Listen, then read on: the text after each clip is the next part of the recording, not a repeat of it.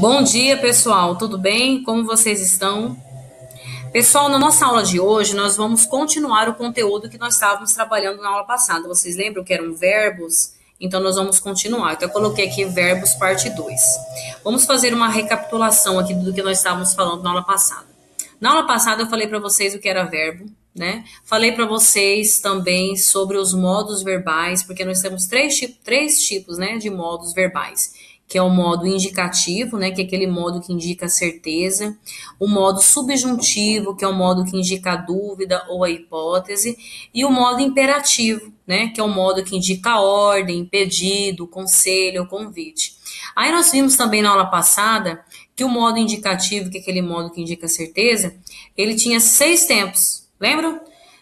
Presente, pretérito perfeito, pretérito imperfeito, pretérito mais que perfeito, o futuro do presente e o futuro do pretérito.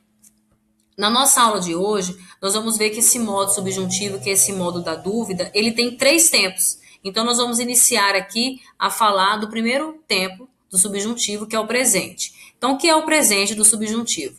Ele pode indicar uma ação presente ou futura, é usada para indicar desejos, hipóteses e suposições, é conjugado habitualmente com a partícula que. Então, nesse presente subjuntivo, sempre eu vou utilizar essa partícula aqui.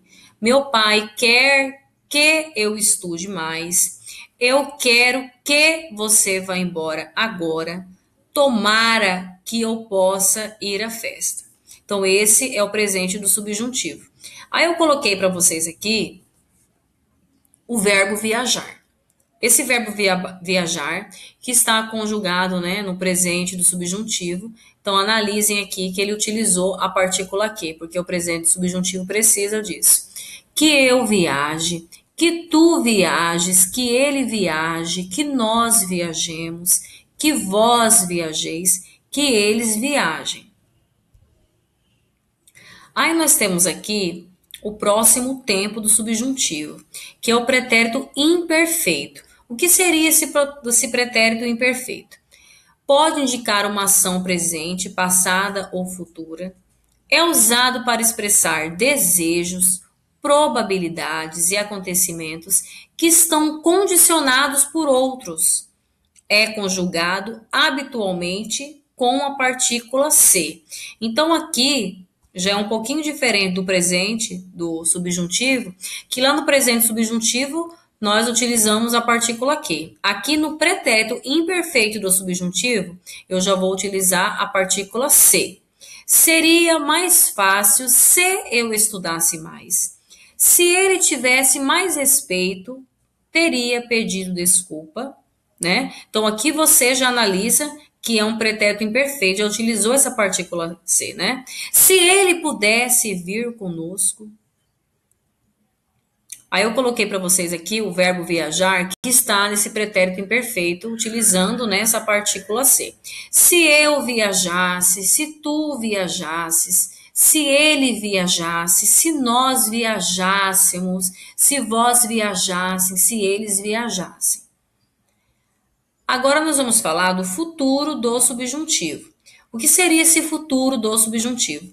Ele expressa uma eventualidade, possibilidade, indicando uma ação que ainda não aconteceu no futuro e nem é certeza se vai acontecer, tá? Já que ele trata aí de um subjuntivo, né, que não é uma certeza, mas que poderá acontecer. É conjugado habitualmente com a partícula quando. Então, vocês viram que cada um desses tempos do subjuntivo utilizou um tipo de partícula diferente? Lá no presente, utiliza o quê? Lá no pretérito imperfeito, utiliza o se. E agora no futuro, o quando. Quando eu estudar mais, serei melhor aluno. Tudo ficará mais fácil quando ele vier morar aqui. Quando nós quisermos, entraremos em contato com você. Aí eu coloquei para vocês aqui o verbo viajar, né? Já que nós estamos conjugando esse verbo, nós vamos ver aqui no futuro do subjuntivo, utilizando a partícula quando, né? Que já que ele usa no futuro do subjuntivo essa partícula. Então nós temos aqui: quando eu viajar, quando tu viajares, quando ele viajar, quando nós viajarmos, quando vós viajardes, quando eles viajarem. Agora nós vamos falar um pouquinho sobre o modo imperativo. Lembra que eu falei para vocês sobre o modo imperativo? O modo imperativo é aquele modo que indica uma ordem ou que, né, se faz um pedido, um conselho ou até mesmo um convite. E existem vários lugares que eu encontro esse modo no meu dia a dia. Por exemplo, uma receita, né? Uma receita você vai encontrar muito esse modo. Pegue a tigela, coloque 2 ovos, né? Coloque na assadeira. Então, o modo imperativo você encontra demais em uma receita culinária. Um outro também exemplo que eu encontro muito modo imperativo em propagandas. Corra já e adquira o seu. Esse corra e adquira, ele é um modo que está no imperativo, certo? Quando o nosso pai ou nossa mãe faz um pedido para nós, né? Também usa esse modo imperativo. Horóscopo também tem muito modo imperativo. Então, olha só o tanto de coisas, né, que eu encontro esse modo imperativo. Nesse modo imperativo, a gente tem que notar 2 coisas. Primeira, que nesse modo imperativo não se conjuga a primeira pessoa do singular. Lá nos pronomes pessoais do caso reto, que eu utilizo para conjugar o verbo, que é o eu, tu, ele ou ela, nós, vós, eles ou elas, no modo imperativo você elimina essa primeira pessoa do singular, que é o eu. Tá? Então não tem o eu no modo indicativo. Mas por quê, professora? Porque não tem como você dar uma ordem, um pedido, um conselho para você mesmo. Tá? Então, você inicia com o pronome tu. Próxima coisa, detalhe que nós temos que observar. O imperativo, ele é indeterminado em tempo. Supõe-se como se trata de uma ordem, a ação ainda se dará no futuro. Tá? Vejamos aqui. O imperativo afirmativo, como eu falei para vocês, ele não tem a primeira pessoa, né, que se conjuga. Eu já expliquei o motivo, né, porque não tem como darmos ordem para nós mesmos, conselho ou pedido, ou convidar, né, nós mesmos. Então vamos lá. Aqui temos para tu, pare você, paremos nós, parai vós, parem vocês. São verbos que expressam, né, um imperativo afirmativo. E lembro que na aula passada eu falei para vocês sobre a questão que tem 2 tipos de imperativo, né? Que tem o imperativo afirmativo e tem o imperativo negativo, né? Saia da sala, imperativo afirmativo, estou dando uma ordem para você. Não saia da sala, também estou dando uma ordem para você, mas é um imperativo negativo, porque até eu utilizei o não, certo? Aí nós temos aqui um exemplo de imperativo negativo conjugado, lembrando mais uma vez que não tem, né, a primeira pessoa do singular, que é o eu. Então aqui inicia com tu, né? Não pares tu, não pare você, não paremos nós, não parei vós, não parem vocês. Agora nós vamos falar, pessoal, sobre as formas nominais. Como se tratando de verbo, nós temos as formas nominais de 3 tipos. Ou nós vamos falar do infinitivo, ou gerúndio, ou particípio. O que são, professor, essas formas nominais que estão no infinitivo? São aqueles verbos que são terminados em ar, er, ir, or. Por exemplo, todos os verbos que são terminados em ar, igual, por exemplo, aqui, julgar, aí eu falo para você amar, cantar, são verbos que estão conjugados. Na primeira conjugação, eu falo que ele está no infinitivo, tá? Então, verbos terminados em ar está na primeira conjugação. Verbos terminados em er ou verbos terminados em or, eu vou falar que está na segunda conjugação. Por exemplo, correr, vender, tá? Pôr, são verbos que terminam em er e em or. Então, está na segunda conjugação. E todos os verbos terminados em ir está na terceira conjugação.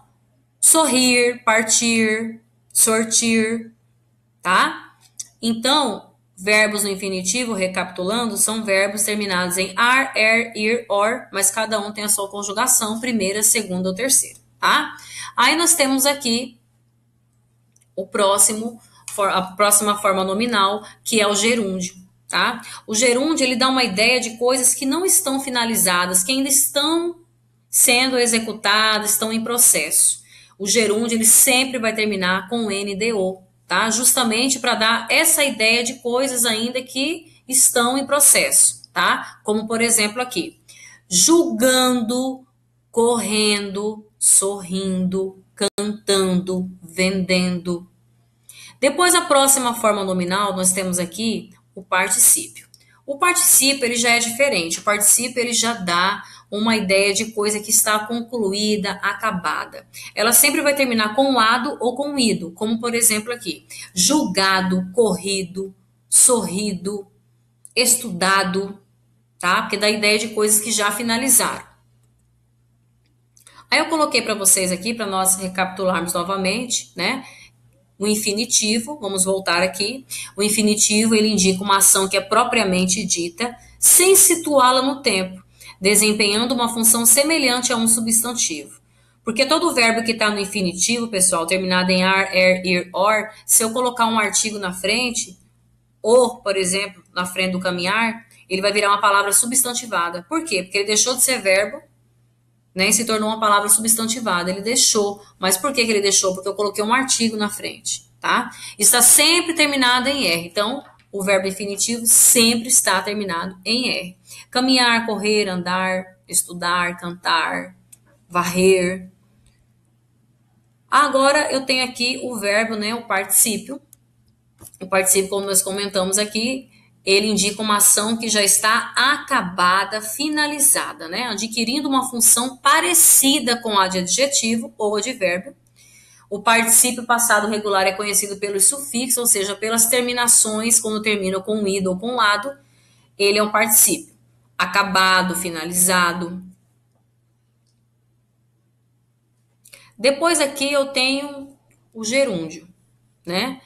O gerúndio, ele é também conhecido, né? Ele é chamado de presente perfeito. Por que, professora, presente perfeito? Vamos ver aqui.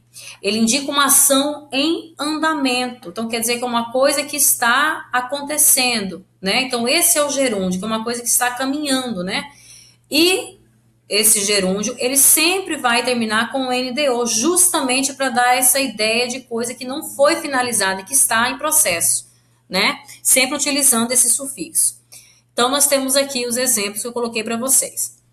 Estou finalizando os exemplos deste verbete. Tá vendo esse verbo aqui, ó? Aqui, ó, o NDO, né? Que ele dá essa ideia de coisas que estão acontecendo e está nessa forma nominal do gerúndio. Depois nós temos o outro aqui, fazendo teu trabalho antecipadamente, não terás preocupações, tá? Então nós vamos mais uma vez recapitular aqui. Nós vimos aqui o modo subjuntivo, né, que tem 3 tempos, o presente, o pretérito imperfeito e o futuro, né? Lembrando que no presente eu tenho que utilizar a partícula que. No pretérito imperfeito, eu tenho que utilizar a partícula se. E no futuro, eu tenho que utilizar a partícula quando. Então, o modo subjuntivo, que é o modo da dúvida da hipótese, tem 3 tempos, presente, pretérito imperfeito e futuro. Temos as formas nominais que nós acabamos de ver, que são 3, que é do infinitivo, né? Que são verbos que terminam com ar, er, ir, or, que tem as conjugações primeira, segunda e terceira. Primeira terminada em ar, segunda terminada em er ou or, e a terceira terminada em ir. E aí nós temos o infinitivo, que é esse que eu acabei de falar. Nós temos o particípio, né, que termina com NDO, que dá uma ideia de coisa que já foi finalizada e acabada. E nós temos a outra forma nominal, por último, que é o gerúndio, que dá uma ideia de coisas que estão em processo ainda, que não foram finalizadas, que sempre terminam, né, com NDO. Certo, pessoal?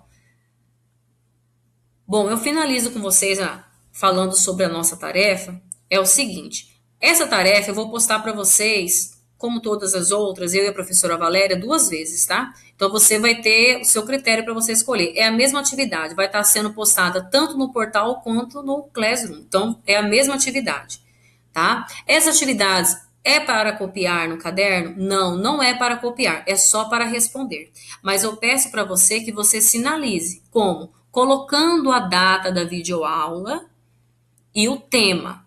Não precisa copiar as perguntas, somente responder, tá? E mais uma vez reafirmando que a mesma atividade que está aqui no portal, eu coloquei atividades no portal, ela também vai ser postada, tá? No Google Classroom. Então fica a seu critério se você acha aí mais prático para você pegar a atividade lá no Google Classroom, ok? Pessoal, um abraço para vocês e até a nossa próxima aula. Espero que tenham gostado.